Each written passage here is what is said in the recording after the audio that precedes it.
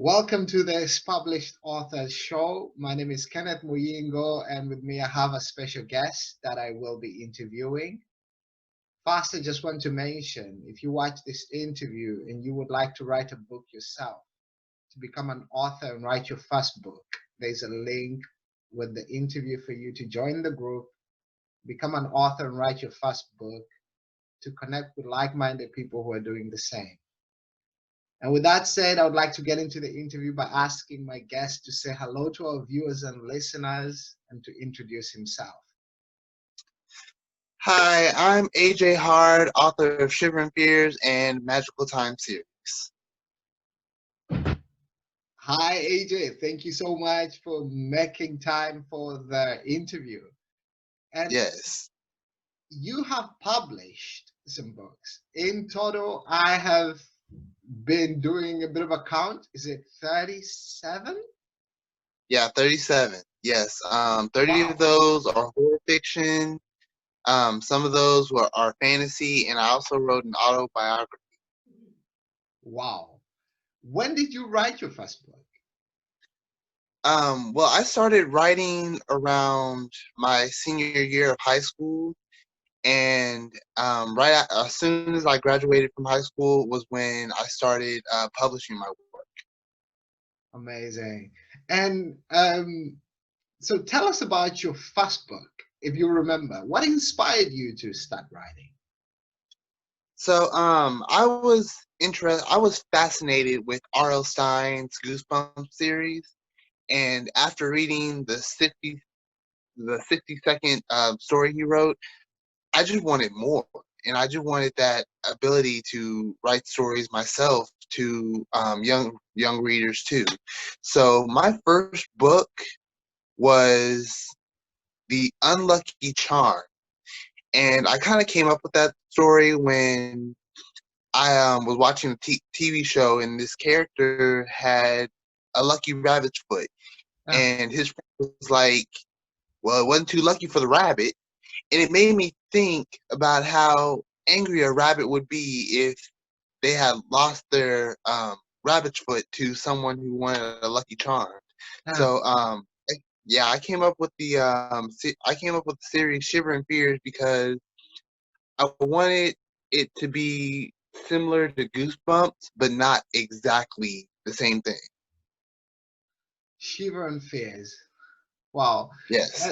That's a very good way to look at it, because sometimes we only look at the lucky side of things, but the other side of the coin is that the rabbit had to lose his foot for someone to get a Yeah. lucky. Yes. Wow, that's amazing. And are you telling about what inspired you to write this book? And so when you started with the series, what was the vision that you had for this the series, Shiva and Fears? So when I started Shivering Fears, I was thinking, how exactly do people feel when they read horror? And so I was thinking, well, they have goosebumps, and I was like, well, goosebumps already take. And I was thinking, well, what else causes fear? And I was thinking, well, people kind of quiver and shake, and they just have this fright. So I came up with Shivering Fears that way. And I will be honest, when I first started this series, I was going to have a slime type background, but Uh, when I hear the phrase Shivering Fears, I don't really think of slime like Goosebumps. uh, I actually ice. So that's when I came up with the theme of ice. So that's why I'm always saying chill out with Shivering Fears, uh, because it's ice related. uh.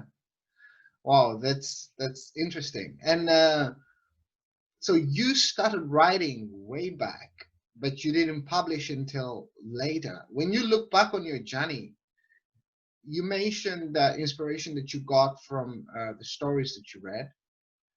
But is there Yes. something that you would point back to and say, uh, the reason I really got into writing, or the reason that I started writing, was this? Is there something you can point back to specifically? Well, so I just was very interested in plot stories. So like definitely cartoons, and there were a few other books I was reading. And knowing how funny they were, how scary they were, and especially learning how to write a story in school, Yeah, definitely showed me that it's possible to write a story from yeah, beginning to end.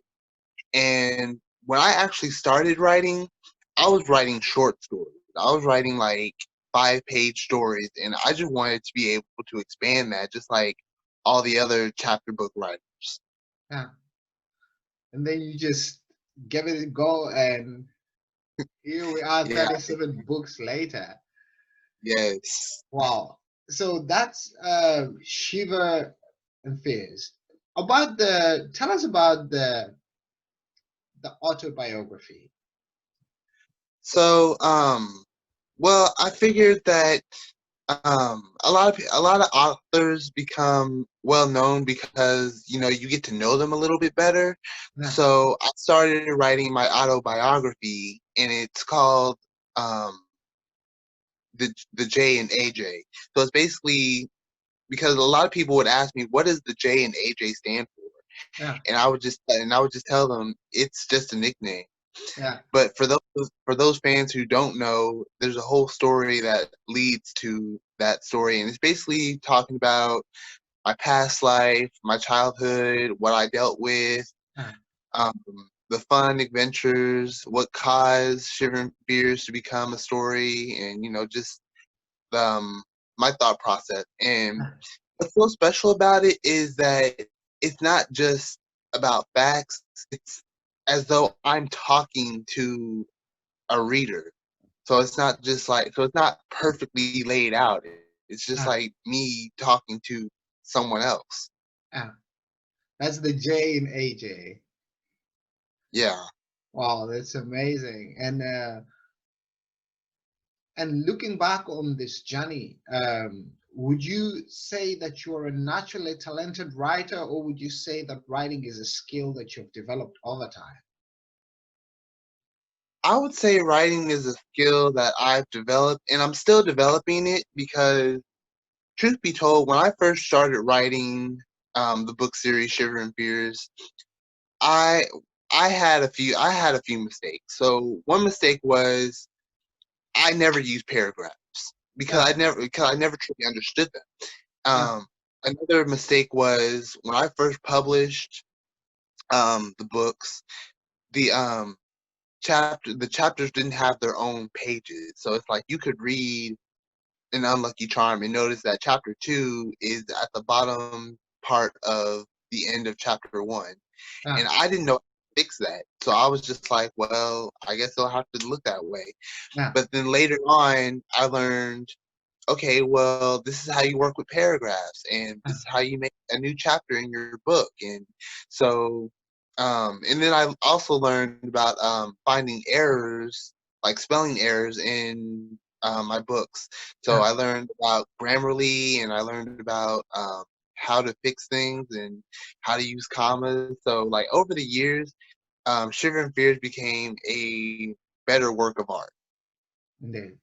Wow, that's indeed very well said.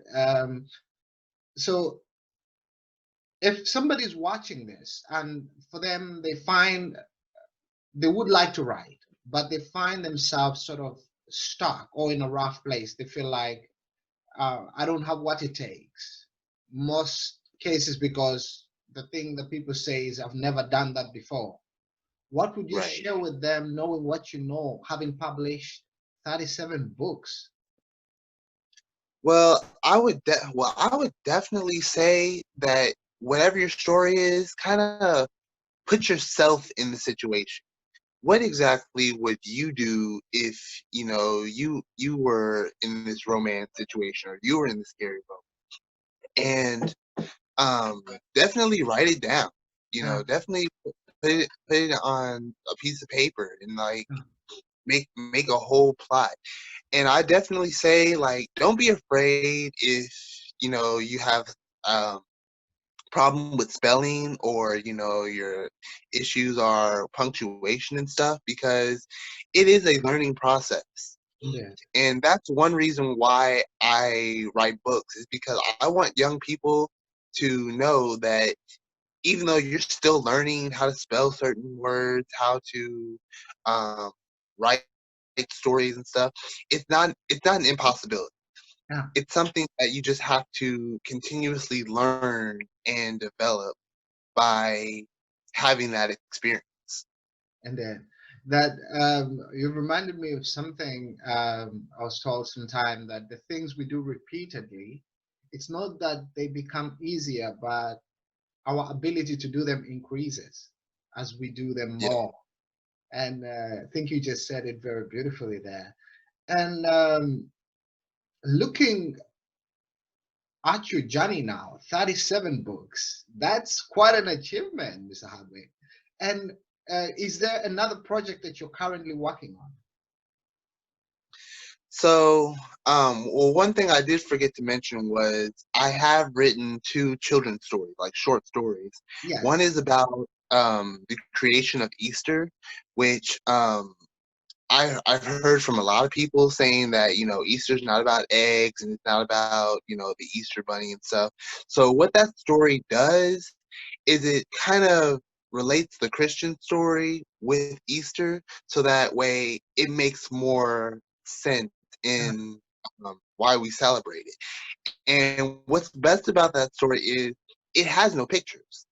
And the reason why it has no pictures is because for a kid to buy that book, they get to draw the pictures themselves.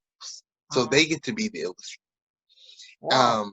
I did this because I was just like, a lot of kids like to draw, and they see pictures in books, and it's like they should be able to read a story and create it themselves. Yeah. Um, but my second children's book was called A Rainbow of Friends, and Rainbow. that story was about colors of the rainbow.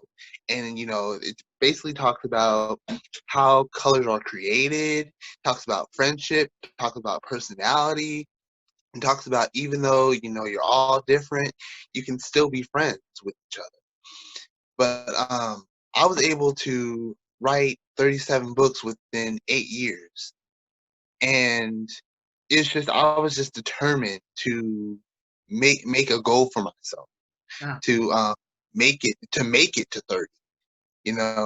Because I actually wanted to beat the record and be like, I've written 100 books. Yeah. So right now I am at right now I am working on another book called Invasion of the Dog Snakes, which is a story about a girl who wants a pet dog, and so far she's rescued the dog from this terrible pound she was at, and to find out later that it's not just a dog, it's a mutant dog that's actually a snake. So right now I'm only on chapter 7 of the book, but I try to make sure that my Shiver and Fear books always go to 20 chapters, and meanwhile my fantasy only has like 10. So Yeah. Wow, that's very nice indeed. And looking at um, how do you get your inspiration for ideas? 37 books. That's quite an oh, achievement. yeah, um, well, I kind of just explore with stories. So like I'll just try to think like what hasn't been created yet. Yeah. So I kind of like look into like, well, what kind of stories did R.L. Stein make? What kind of stories did are out there? What kind of stories are popular? And then just kind of think of, well, what haven't they made? Yeah. So then like think of, okay, a robot that a kid inventor made, or a device that we use today that wasn't made in the 1990s or something, or just a situation that you wouldn't really just think out of your head. Just be like, Oh wow. Okay, well, that's very different. Yeah, So like when I was doing some of my books, like that's just what I did. I just thought about like what hasn't happened yet, or if this was a situation, how else would they deal with the situation, yeah, instead of just like going up to a friend and saying, "Oh my gosh, I'm in this situation," and for them not to believe them. yeah. What if they did believe them? What would their friends do? So I just try to think outside of the original box that a lot of writers are creating. And then, wow, sort of like looking at things from a different perspective. Yes, That's definitely. that's amazing, and that brings me very well into my next question. Looking at how the world has been disrupted right now with everything that has come with 2020, the coronavirus and the lockdowns and all of this. First of all, how are you coping with that yourself?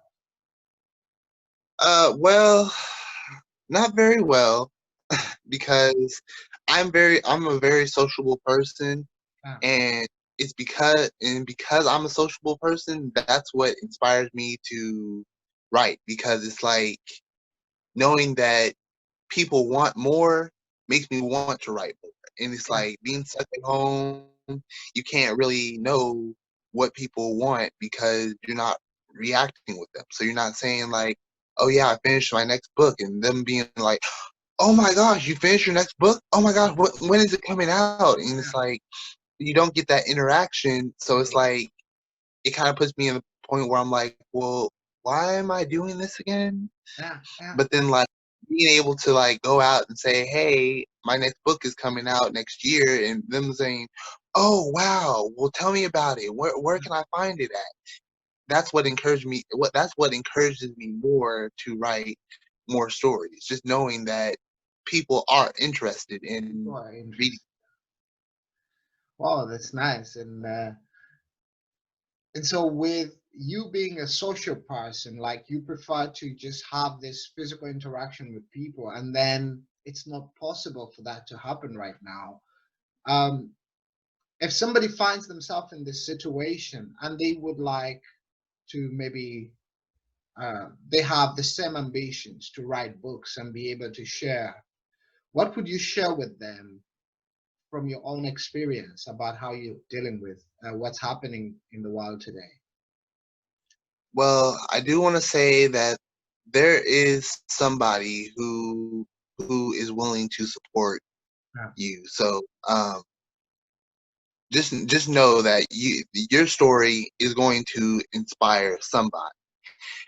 You may not find them right away, you may not know them right away, you may not even know them, but there's someone who is interested in your work.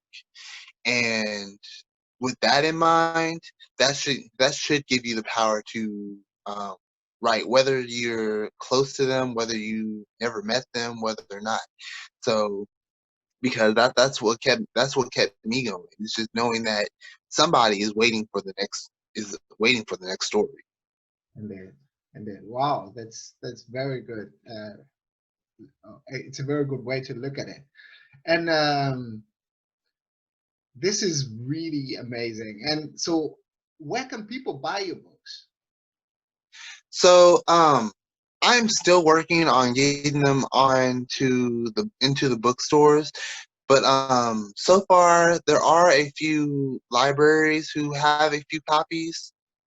Where I'm from, I'm still trying to reach out to other libraries, but for right now, you can buy them all online. Um, you can go to Audible, you can buy them on Kindle, you can buy them on Amazon, almost like any place that sells books. All I right. was surprised one day because I was looking up Shiver and Fears online, and one website that popped up was Walmart, and I was like, wait a minute, Walmart has my My books, really? books. Yeah. So I looked on the website, and there it was right there, an audio version of Wow. one of my stories was on the website of Walmart, and I was Yeah. like, wow, I've really reached out to a lot more people than I realized. Yeah, that's And in fact, one thing that I do is um my audiobooks, um that work is a very good blessing because each audiobook that I make, the company that I publish them to, they give me these special codes. yeah, These special codes, people are able to buy a free version of the book. yeah, So one thing that I've noticed was some people don't buy books because they're too expensive, or they don't have the money for it right now. So it's like so a lot of authors struggle to present their stuff to people because they can't buy it. yeah, Well, I found out that these audiobooks were had these codes that I could like give out for free, and yeah, they don't have to worry about money at all. yeah, It opened a door for a lot of people. I yeah, mean, yeah, I've heard dozens of times, well, I can't buy it right now. And so I'm like, well, hey, here's this code. Go to this website and get yourself an audiobook. yeah, So that way they can experience their first Shiver and Fears book yeah, without worrying about cost or anything. indeed. So if there are, so like that's one thing I definitely want to say. If there are any writers, definitely check out this audio website, acx.com, because that's where you can like find a narrator. You can work with them, royal share, and so you don't have to spend like $200 to get them to do your work. And they'll give you like 25 codes, and you can just share that code with people, and don't have to worry about, oh well, they'll never read it because my book costs so much. Indeed. Wow.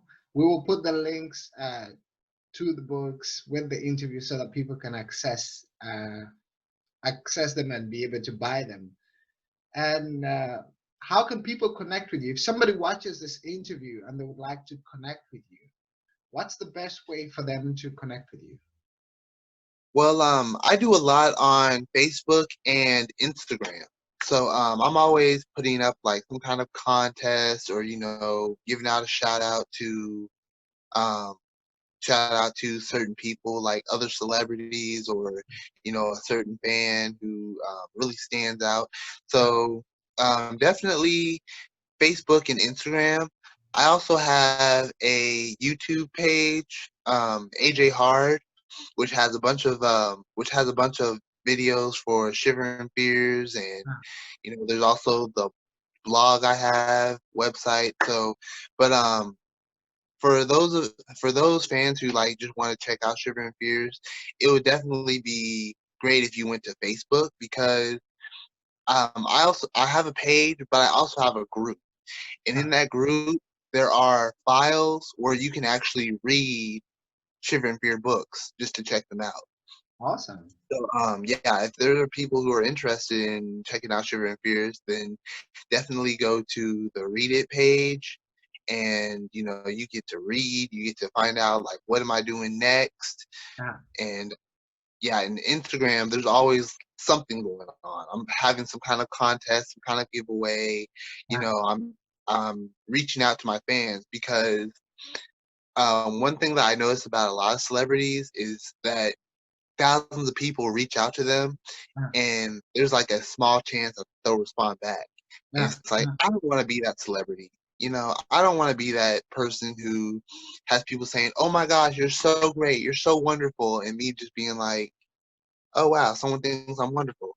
yeah, Great." I want to give out. I want to be able to reach out to these people and say like, "Thank you for loving my work. You know what? If you want to do this, then you should definitely go for it." And hey, you know what? Here's even a copy of my book, signed by me. yeah.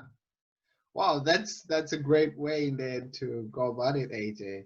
Thank you so much for that. And this was very inspiring, and I'm so glad we made time for it. Is Yes. there anything else that you would like to mention that we have not been able to address in the interview? I definitely want to throw out the Christmas giveaway next month. So we are doing it. We are, well, I say we all the time. I don't know why I say, but I'm having a giveaway where I'm giving out audiobooks for the Christmas audiobook for all December long, and that will be posted on Instagram. Oh, So all I ask is for people to respond to either post something that says hashtag Shivering Fears or DM me saying scary Christmas. And that way I'll know like, hey, they are interested, and that way they'll get their code and be able to get their free Christmas audiobook. awesome. We'll put those links as well with the interview. It's been so much fun, and I'm so glad we made time for this. And I should be keeping in touch with you. All right, Thank you thank you so so much. much. You're welcome.